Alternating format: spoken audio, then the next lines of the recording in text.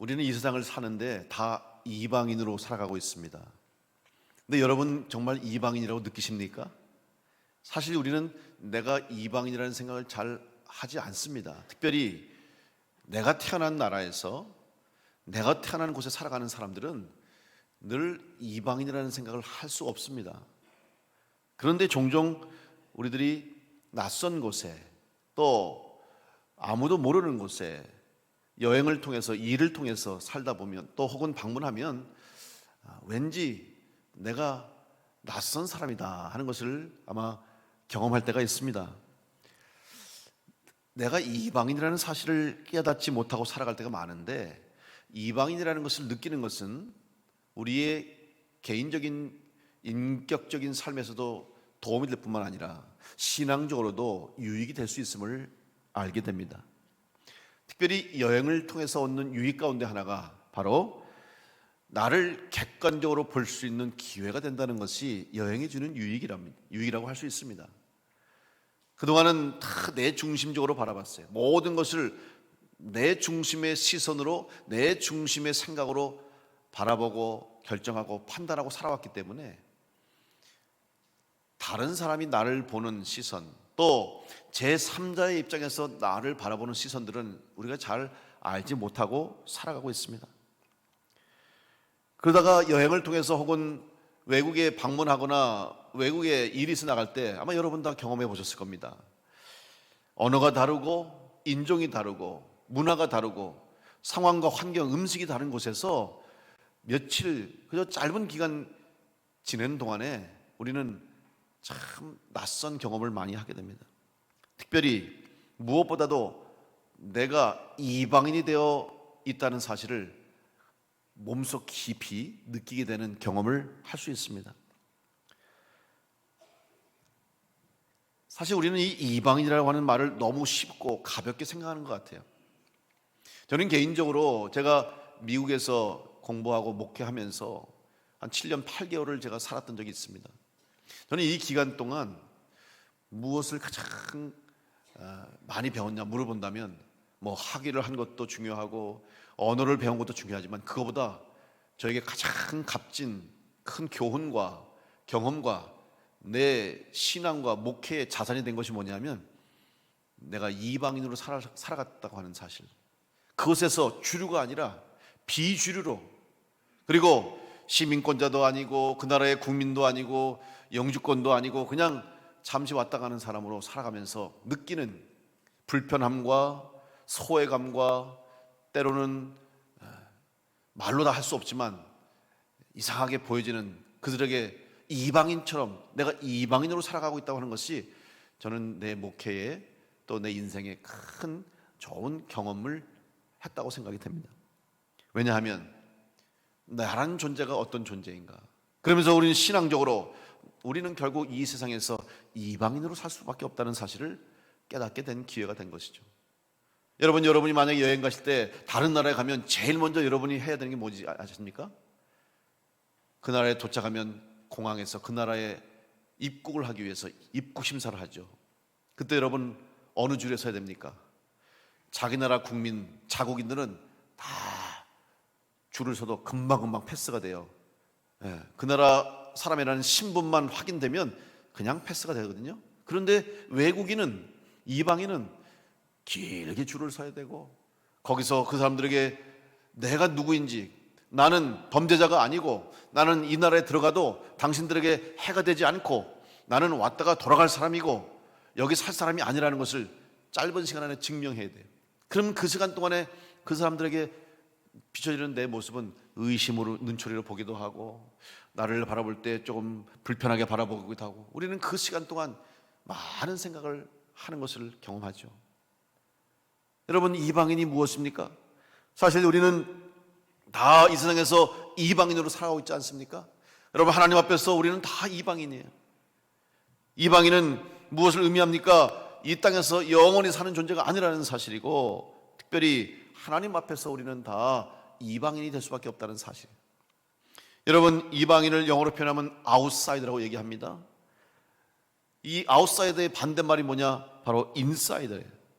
그 안에서 주류가 되고 그 안에서 그 공동체와 그 사회와 그 나라 안에서 중심이 돼서 마음껏 내 생각을 가지고 내가 누릴 수 있는 권리를 누리고 내가 하고 싶은 일을 마음껏 하며 살아갈 수 있는 사람이 인사이더가 되는 거죠.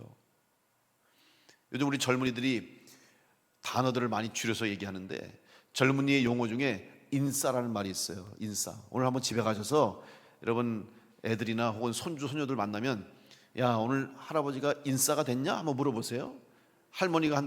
내가 할머니인데 오늘 야, 할머니 인싸야? 한번 물어보세요. 그럼 애들이 눈이 동그래질 거예요. 그 말을 어디서 배웠냐고. 인사이더의 주인말이 인싸예요.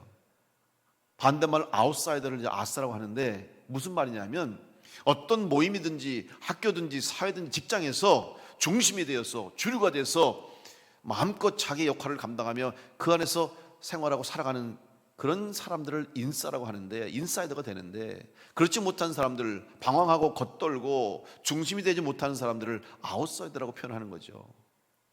물론 아웃사이더가 다 잘못된 게 아니에요. 오히려 아웃사이더 사람들을 관심을 가지고, 또 어떤 사람은 아웃사이더가 돼서 주류가 인사이더의 사람들이 잘못된 길을 가고 있을 때 나는 아웃사이더가 되겠다고 자기의 주장과 자기의 확신을 가지고 살아가는 사람도 있지 않습니까? 중요한 것은 우리는 하나님 앞에서 아웃사이더로 살아갈 수밖에 없는 존재라는 사실을 깨닫게 됩니다. 그런데 더 중요한 것은 이런 아웃사이더와 같은 이방인의 삶을 살아가는 우리들을 하나님은 긍휼히 여기시고 사랑하셔서 하나님 백성으로 삼아주셔서 다시 이 땅에서 인사이더로 영원한 본향을 소유한 사람으로 하나님 나라를 향해 가는 사람으로 살 수 있도록 우리에게 은혜를 주셨다는 사실이죠. 그것이 바로 예수 그리스도를 통해 주시는 은혜요, 예수 그리스도의 십자가를 통해 주시는 하나님의 축복인 줄로 믿습니다. 사도 베드로는 우리에게 분명히 이 말씀을 증거하고 있어요. 사도 베드로가 고백한 말씀, 베드로전서 2장 9절로 10절에 보면 그러나 너희는 택하신 족속이요 왕같은 제사장들이요 거룩한 나라요 그의 소유가 된 백성이니 이는 너희를 어두운 데서 불러내어 그의 기이한 빛에 들어가게 하시니에 아름다운 덕을 선포하게 하려 하심이라. 너희가 전에는 백성이 아니더니 이제는 하나님의 백성이요 전에는 긍휼을 얻지 못하였더니 이제는 긍휼을 얻은 자니라. 분명하게 사도 베드로는 선포하고 있습니다. 우리는 더 이상 이방인이 아니라는 것이고 더 이상 어둠에 속한 자가 아니고 더 이상 죄 가운데로 죽음으로 끝나는 인생이 아니라 예수 그리스도를 통해서 이제는 빛 가운데로 걸어가는 인생이 된 것이고 하나님의 자녀가 되었고 하나님의 거룩한 백성으로 왕같은 제사장이 될 수 된다고 하는 사실을 우리에게 증거하고 있습니다. 오늘 우리는 이 복음, 이 십자가의 대속의 은혜의 말씀을 통해서 이 땅에서 우리는 이방인으로 살지 말고 하나님의 백성답게 하나님의 주신 은혜로 영적인 인사이드 삶을 살아갈 수 있는 성도가 될 수 있기를 간절히 축복합니다.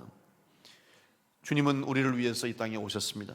그리고 주님이 이 땅에 오셔서 십자가에 달려 죽으심으로 내가 죽어야 할 그 자리에 내가 감당해야 할 나의 죄를 대신 지시고 주님이 십자가에서 죽으심으로 우리는 죄사함을 받고 이제 하나님의 자녀가 되었고 백성이 되었고 천국을 소유할 수 있는 자가 된 줄로 믿습니다.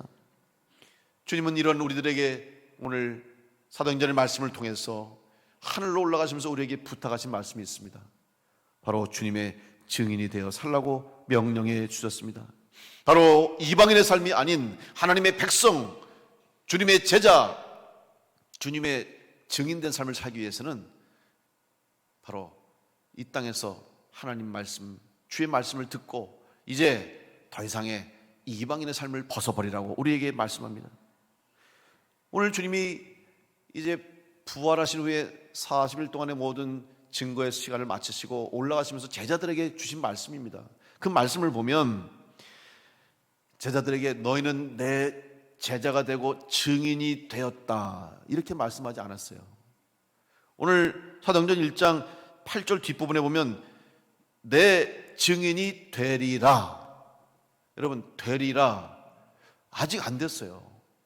증인이 될 수 있다는 것이죠.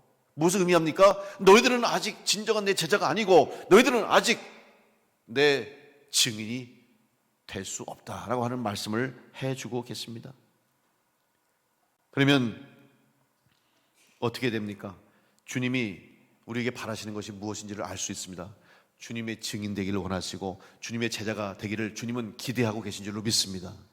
그 주님의 기대와 주님의 마음을 품고, 그러면 우리는 이 땅에서 어떻게 해야 주님의 제자가 되고 어떻게 해야 주님의 증인 된 것인가를 생각해야 돼요. 어떻게 그러면 주님의 제자가 될 수 있고 증인이 될 수 있습니까? 그 내용이 바로 사도행전의 내용이고 그 주제가 바로 사도행전의 말씀인 것입니다. 예수님께서 이 세상에 오셔서 하나님의 아들로서 구세주가 되신 것을 친히 주님은 우리에게 보여주셨습니다. 우리는 그 주님을 통해서 이 땅에서 어떻게 살아가는 것이 주님의 증인으로 살아가는 것인가를 깨닫게 될 것입니다. 주님은 이 땅에 오셔서 제자들에게 복음을 전해주셨고 가르쳐 주셨어요. 그런데 여러분, 주님이 제자들에게 주님의 증인되고 제자 되기 위해서 가르쳐 주셨지만 가르치기 전에 주님이 먼저 하신 일이 뭔지 아십니까? 먼저 행해 주셨다는 사실이죠. 행동으로 보여주셨다는 사실입니다. 사도행전 1장 1절의 말씀을 보시면 무릇 예수께서 행하시며 가르치시기를 시작하심부터, 먼저 가르치신 것이 아니라 주님은 먼저 우리에게 행함으로 보여준 줄로 믿습니다. 우리는 그것을 보았어요. 제자들은 보았어요. 예수님께서 보여주신 것을 기억해야 돼요.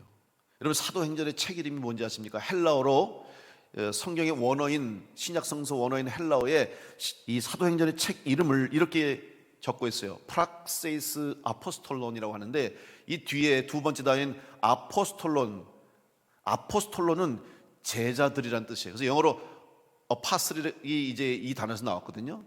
제자들이란 뜻인데 앞에 프락세스는 뭐냐면 프락시스, 행함, 행동을 의미하는 거예요. 그러면 이 말을 해석하면 사도들의 행함이다, 이렇게 번역할 수 있겠죠.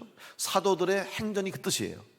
사도들이 행한 일을 말하는 거예요. 그래서 영어 성경으로 사도행전을 뭐라고 하냐면 act라고 표현하고 있어요. 여러분, act가 뭐냐면 행동하다, 행함이라는 단어고 뒤에 복수를 쓰는 s가 붙었어요. 그럼 무슨 의미냐?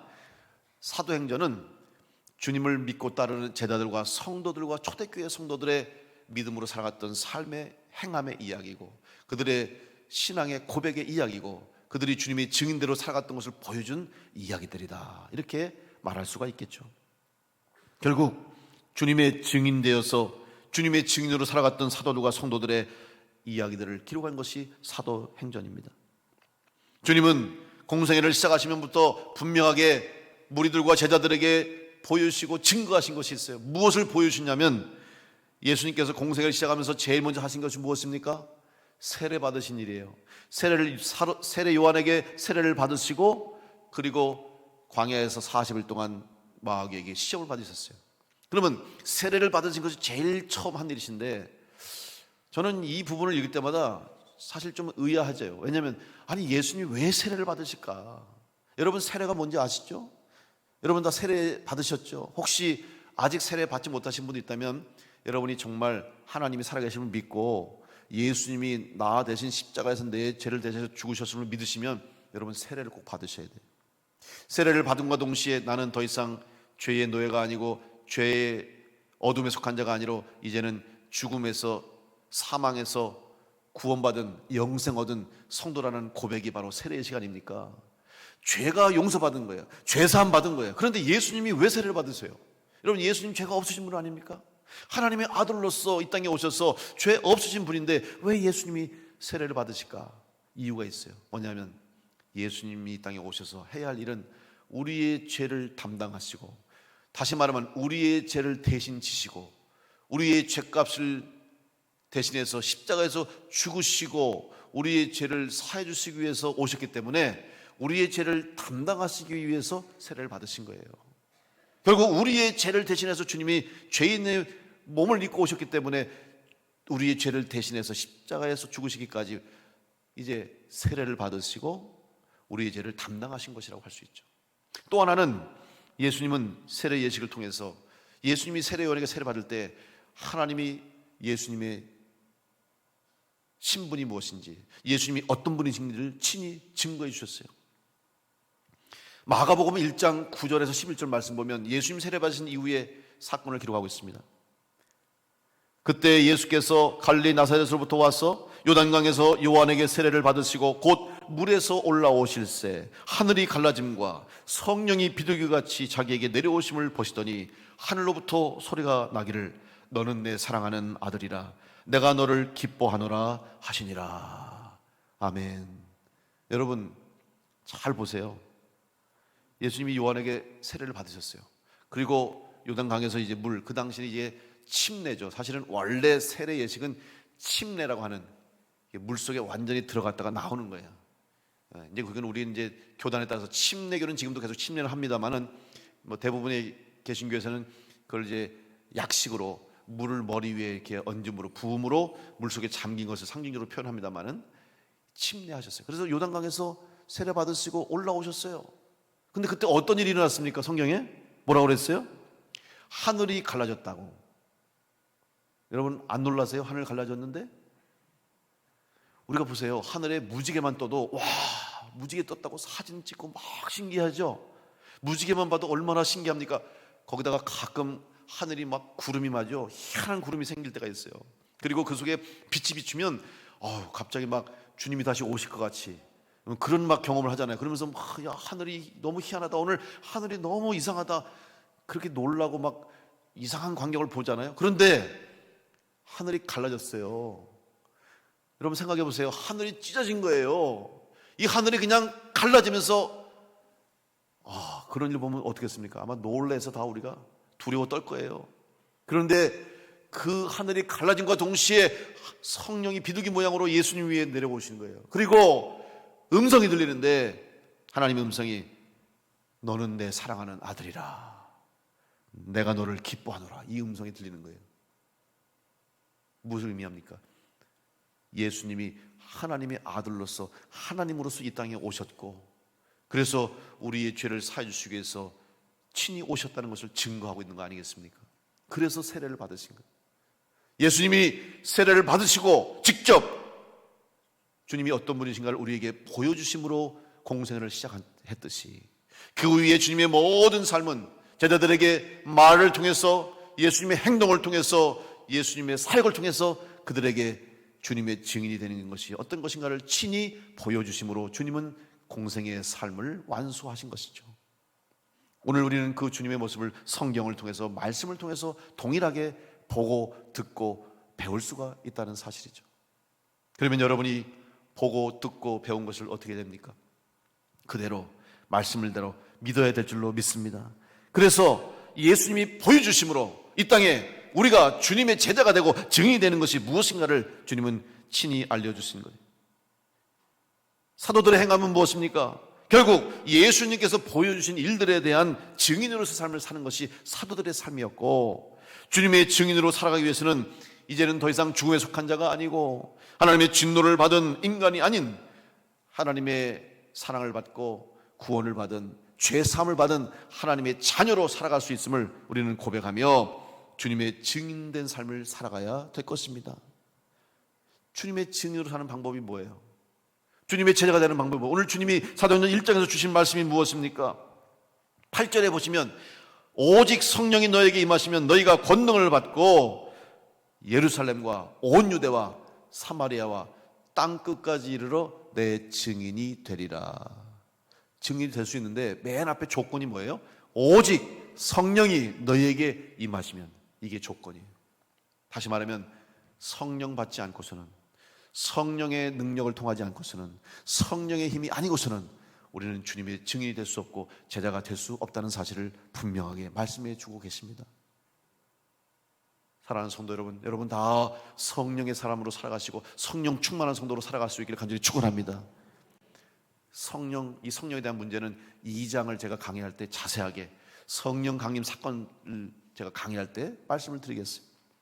이제 예수님께서는 우리들에게 주님이 증인되라고 말씀해 주셨습니다. 결국 그리스도인으로 산다는 것은 주님의 증인으로 살아가는 것인데 이 일이 바로 주님이 우리에게 기대하시는 일이고 주님이 우리에게 원하시는 일입니다. 그러면 우리는 예수 그리스도의 증인되기 위해서 어떠한 신앙을 가져야 할 것인가? 오늘 사도행전 1장의 이 말씀 속에서 제자들의 모습 속에서 주님의 부활하심을 바라보고 하늘로 올라가신 주님을 바라보는 그들의 모습 속에서 주님의 증인된 삶이 무엇인가를 생각할 수 있습니다. 첫째로 오늘 우리는 하늘만 쳐다보는 신앙이 돼서는 안 돼요. 다시 말하면 하늘만 쳐다보지 말고 주님이 우리에게 부탁하신 것이 무엇인가를 아는 자가 되어야 한다는 말씀입니다. 예수님께서 제자들에게 부활의 증거를 40일 동안 보여주셨죠. 손과 발에 못자국을 보여주셨어요. 옆구리에 창자국 보여주시고 그들과 함께 음식도 나누시고 음식 식사도 하시고 하나님의 일에 대해서 주님이 이 땅 가운데 가르친 것을 그 40일 동안에 다시 한번 제자들에게 상기시켜 주셨어요. 그리고 하늘로 올라가셨습니다. 사도행전 1장 9절로 10절 말씀에 보면 이 말씀을 마치시고 그들이 보는데 올려져 가시니 구름이 그를 가리어 보이지 않게 하더라. 올라가실 때에 제자들이 자세히 하늘을 쳐다보고 있는데 흰옷 입은 두 사람이 그들 곁에 섰다고 얘기하고 있어요. 지금 제자들이 예수님이 하늘로 올라가신 걸 보고 있어요. 근데 구름이 이제 가려져서 더 안 보이는 거예요. 그런데도 계속 하늘만 쳐다보고 있는 거예요. 그랬더니 11절에 뭐라고 그러냐면 갈릴리 사람들아 어찌하여 서서 하늘을 쳐다보느냐, 이 말씀하시는 거예요. 이제는 그만 하늘을 쳐다봐라. 이제는 하늘을 쳐다볼 때가 아니다라고 말씀하고 있는 것이죠. 이것은 주님의 제자의 모습이 아닙니다. 주님이 기대하시는 모습이 아니에요. 이제 하늘로 올라가신 주님을 보았으면 주님이 부탁하신 말씀을 행해야 되는데 하늘만 쳐다보고 있으면 되겠습니까? 여러분, 하늘만 쳐다보는 신앙은 구경꾼의 신앙이에요. 우리의 신앙이 구경꾼의 신앙이 돼서는 안 돼요. 제일 좋은 구경이 불구경, 싸움 구경이라는데, 여러분, 남들이 싸우는 거 보면 재미있어요? 내가 안 싸우니까 뭐 상관없잖아요. 여러분, 불구경, 만약 여러분의 집이 불탄다고 생각해 보세요. 지금 내 집에 불타는데 내 가족이 그 안에 있어. 어떻게 하시겠습니까? 뛰어들어가서 구해내야 되고 사람들에게 도움을 요청하고 불이 났다고 외치면서 그냥 불을 꺼야 되지 않겠어요? 그런데 구경하는 사람들은 그렇지 않아요. 왜? 나와 상관없는 일이기 때문에 그래요. 내 문제가 아니니까 그래요. 그러니까 그냥 구경만 하는 거예요. 마음이 급하지도 않아요. 아쉬울 것도 없어. 편해요. 쉬워요. 여러분, 신앙생활 구경꾼처럼 하지 마시기 바랍니다. 주님의 제자가 된다는 것, 주님의 증인이 되는 것은 구경꾼의 신앙이 돼서는 안 된다는 사실이죠. 주님의 제자가 되기 위해서는, 주님의 증인 되기 위해서는 주님과 함께 해야 할 줄로 믿습니다. 그곳이 어느 곳이든지 주님과 함께하는 성도가 될 때 우리는 증인의 삶을 살 수 있어요. 주님 말씀을 믿고 주님이 행한 대로 믿고 따라가는 삶, 그것이 바로 주님의 제자로서 증인의 삶을 사는 거예요. 주님이 그래서 말씀하신 거죠. 주님 오실 때를 기다리라는 거죠. 그러면 어떻게 하냐? 주님 오신 그날을 우리가 알 수 없으니 주님 오실 때까지 우리는 내가 해야 할 일을 감당해야 되겠다 하고 내 자리로 돌아가는 것이, 내가 해야 할 자리에 서는 것이 주님 제자와 증인의 삶을 사는 거예요. 그러면 이제 더 이상 하늘을 쳐다보지 않고 주님 말씀을 받았습니다. 그러면 어떻게 됩니까? 두 번째로 주님의 증인 되기 위해서는 받은 말씀대로 행동해야 돼요. 주님이 행하신 것처럼 우리도 주님 말씀대로 행하고 살아야 됩니다. 주님이 부탁하신 말씀이 있어요. 하늘로 올라가시면서 제자들에게 하신 말씀, 우리 지난주에 생각했죠? 주님이 하신 말씀이 뭐냐면 예루살렘을 떠나지 말고 내게서 들은 바 아버지께서 약속하신 것을 기다려라. 그래서 예루살렘을 떠나지 말고 성령 받을 때까지 기도하고 기다려라. 주님이 그걸 부탁하신 거예요. 그래서 이 말씀을 듣고 기다리고 있었어요. 근데 여러분, 이 말씀을 들은 사람들이 다 기다렸을까요? 주님이 이 말씀을 하실 때 많은 사람들이 들었어요. 그런데 다 그 말씀대로 행동하지 않았음을 알 수 있습니다. 사도 바울이 이런 고백을 했어요. 고린도전서 15장 3절로 8절에 보면 내가 받은 것을 먼저 너에게 전하였노니 이는 성경대로 그리스도께서 우리 죄를 위하여 죽으시고 장사 지낸 바 되셨다가 성경대로 사흘 만에 다시 살아나사 게바에게 보이시고 후에 12제자에게와 그 후에 500여 형제에게 일시에 보이셨나니 그 중에 지금까지 대다수는 살아있고 어떤 사람은 잠들었으며 그 후에 야고보에게 보이셨으며 그 후에 모든 사도에게와 맨 나중에 만삭되지 못하여 난 자 같은 내게도 보이셨느니라. 여러분, 지금 바울 사도가 뭐라고 얘기하고 있냐면 예수님이 하늘로 올라가실 때에 예수님의 승천을 본 사람들이 몇 명이냐? 최소한 500명, 그 이상이죠 사실은. 그래요. 그러면 자 500여 형제에게 일시에 보셨다고 그랬어요. 일시에. 그러면 아마 가장 확률이 높은 게 예수님이 승천할 때 아마 다 봤을 거예요. 한꺼번에. 그 사람이 최소한 500명이에요. 그 이후에도 더 많은 사람들이 봤겠죠. 그런데 주님이 말씀하신 대로 예루살렘 떠나지 말고 내가 너에게 보낼 성령을 받기 위해서 기도하라고 명령하고 부탁하셨는데 몇 명이 남았어요? 마가의 다락방에 120명이 남았다고 그랬어요. 120명만이 예수님 말씀을 듣고 믿고 기다리다가 성령 받았어요. 그럼 나머지 사람 다 어디 갔어요? 500명이라고만 해도 나머지 380명은 다 어디 갔어요? 다 예수님 말씀을 믿지 않고 끝까지 믿지 못하고 결국은 뿔뿔이 흩어지고 도망가고 사라지고 말았어요. 여러분, 예수님 말씀대로 믿고 그 말씀대로 예루살렘에 남아서 다락방에 모여서 기도했던 120명의 사람들에게만 성령이 임하고 그들에게 임한 성령의 능력으로 그들이 주님의 제자가 되고 주님의 증인이 된 줄로 믿습니다. 오늘 여러분이 주님의 증인 되기 위해서는 주의 말씀을 믿고 의심하지 말고 흔들리지 말고 그 말씀대로 믿고 행할 때 여러분이 주님의 증인이 될 줄로 믿습니다. 이것이 믿음이에요. 어렵습니다. 생각해 보세요. 당시에 모여 있는다고 하는 것 어려운 일이에요. 왜냐하면 예수님은 죄인으로 죽었기 때문에 범죄자로 십자가에서 죽으셨잖아요. 그리고 정치범이에요. 어떻게 보면 당국에 삼엄한 감시가 있습니다. 나라에서 바라보는 눈초리가 심각해요. 혹시 또 예수 믿는 사람들이 모이면 어떡할까 항상 감시하고 쳐다보고 있었어요. 오죽하면 예수님의 무덤을 로마 군인들이 지켰겠어요. 그런데 그 당시에 모인다? 위험한 일입니다. 잘못하면 잡아갈 수 있고 잡혀갈 수 있고 심지어는 옥에 갇힐 수 있고 죽을 수도 있는 거예요. 그러니까 문을 걸어 잠그고 그러니까 그곳에서 얼마나 불안했겠어요. 얼마나 두렵겠어요. 근데 예수님의 말씀을 믿고 두려움이 있다 할지라도 걱정이 있다 할지라도 주님 말씀이 이룰 줄 믿고 기다리고 행동하고 행했던 사람들만이 성령을 받아서 주님의 증인이 된 줄로 믿습니다. 여러분, 믿음 지키기에 어려운 일이 있을 수 있습니다. 여러분의 믿음을 미혹하고 흔드는 일들이 있을 수 있어요. 내가 한번 예수 믿어보겠다고 정말 예수님 잘 믿어보고 하나님의 자녀답게 살고 이 땅에서 하나님이 주시겠다 약속하신 은혜와 복을 누리며 내가 살겠다고 노력하고 애쓰는데 그러면 그럴수록 여러분을 힘들게 하는 시험 들게 하는 일들이 얼마나 많이 생깁니까? 얼마나 많은 어려움들이 여러분 앞에 닥칩니까? 여러분 그때 바로 믿음을 지켜야 할 때인 줄로 믿으시고 주님 말씀을 믿고 주님 말씀을 의지해서 시험을 이겨내고 믿음 지킴으로 주님 증인 되시기를 간절히 축복합니다. 그러기 위해서는 주인이 누구냐? 예수님이 내 인생의 주인 되시고 하나님이 내 삶의 주인이 되어 주셔야 할 줄로 믿습니다. 여러분 아까 액트라고 말 썼죠? 사도행전 단어 중에 행위와 행동을 표현하는 단어를 동사라고 우리가 얘기하죠. 문법적으로. 근데 여러분 동사가 변하는데 문법적으로 변하잖아요. 근데 동사가 영향받는 게 누군지 아십니까? 주어에 따라서 동사가 변해요. 주어가 1인칭이냐 2인칭이냐 3인칭에 따라서 동사가 변형되듯이 여러분 오늘 우리의 믿음과 우리의 행함이 누구의 영향을 받냐? 내 삶의 주어가 누구에 따라 달라지는 거예요. 여러분의 인생의 여러분의 삶과 여러분 신앙의 주어가 오직 예수 그리스도가 되시길 간절히 축원합니다. 하나님이 내 인생의 주인 되어야 돼요. 그런데 내가 주어가 되고 내가 주인이 되고 세상이 주어가 되고 물질과 지식과 세상의 힘이 주어가 되고 주인 되니까 그러니까 믿음을 갖지 못하는 거예요.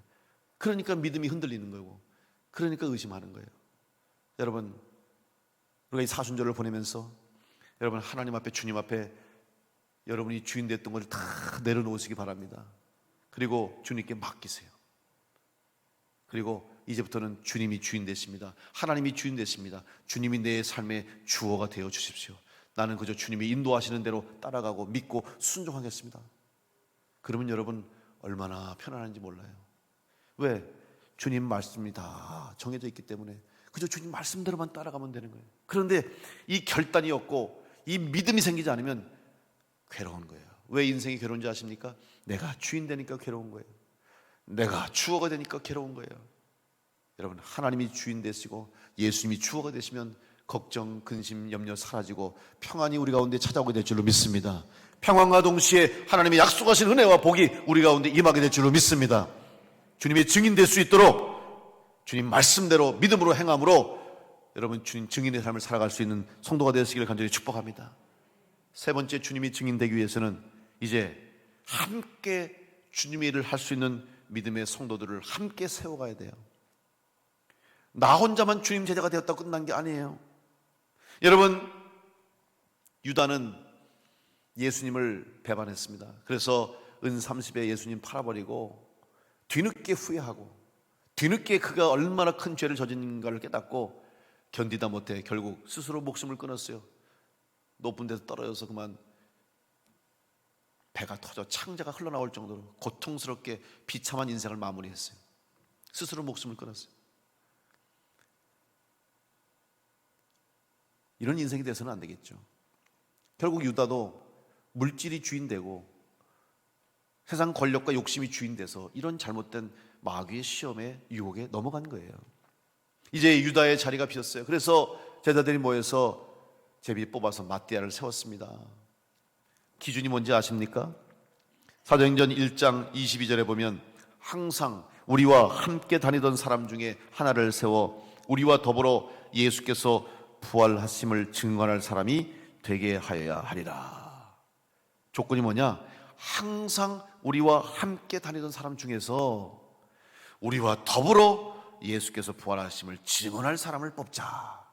여러분, 우리가 주님의 제자가 되고 증인되기 위해서는 함께 주님의 일을 위해서 충성해야 될 줄로 믿습니다. 함께 주님의 일을 위해서 더불어서 주님과 함께 동행하는 사람이 되어야 할 줄로 믿습니다. 그래야 주님의 제자가 되고 증인되는 거예요.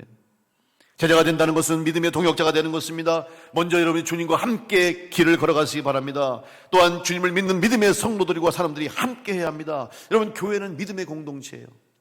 교회는 신앙의 공동체예요. 혼자가 아니에요.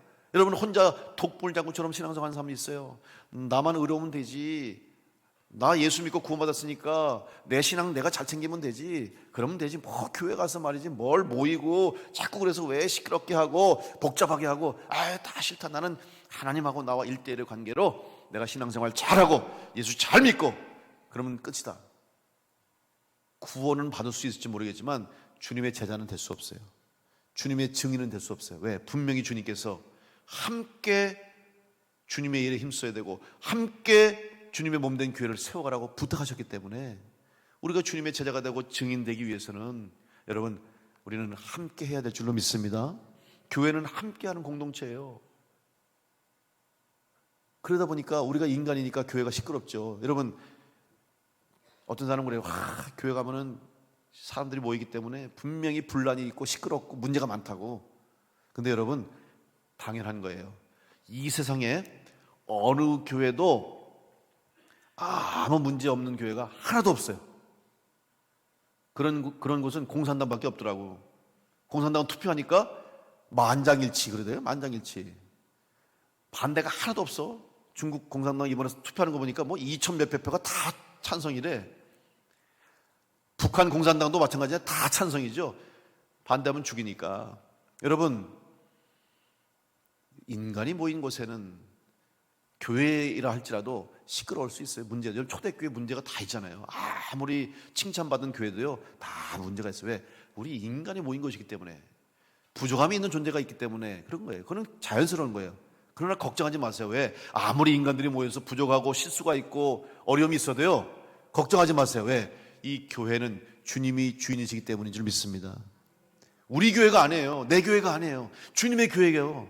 우리는 주님의 교회에 쓰임받는 존재일 뿐이기 때문에 우리가 조금 실수해도 주님이 다 알아서 해결하실 거예요. 주님이 이끌어 가시는 거예요. 우리가 바르게 쓰임 받아야 되죠. 물론 내가 주인 된다고 생각하니까 자꾸 문제를 일으킬 수 있고, 내가 주인 된다고 생각하니까 걱정하는 거지. 왜 걱정해요? 주님이 주인이신데 우리는 주님의 뜻에 합당하게 쓰임 받으면 되는 거예요. 독불장군처럼 혼자서 의롭게 생활하지 마시고, 부족하다 할지라도 복잡하다 할지라도 주님의 일을 위해서 함께 모이고 함께 협력하는 성도가 될 때 주님의 증인이 될 줄로 믿습니다. 모이라는 이유가 거기에 있는 거예요. 여러분, 우리 감리교인이 되면 두 가지 가장 기본적인 모임을 해야 돼요. 하나는 속회고 하나는 선교회예요. 어떤 분은 그래요. 나는 속해서 빼주세요. 여러분, 뺀단 말 함부로 하지 마세요. 하나님이 빼버리면 어떡하려고 그래. 뺀다고 하지 마세요. 선교회, 나는 선교회 등록 안 해서 등록하는 게 아니라 교인이 되는 순간 선교회 다 소속이에요. 그냥 우리 감리교는 남자는 남선교회, 여자는 여선교회. 우리 교회 교인이 된 이상 다 선교회 소속이 돼 있어요. 왜? 그게 주님이 부탁하신 일이기 때문에 그런 거예요. 선교하는 게 주님의 일 아니겠습니까? 함께 해야 되는 거예요.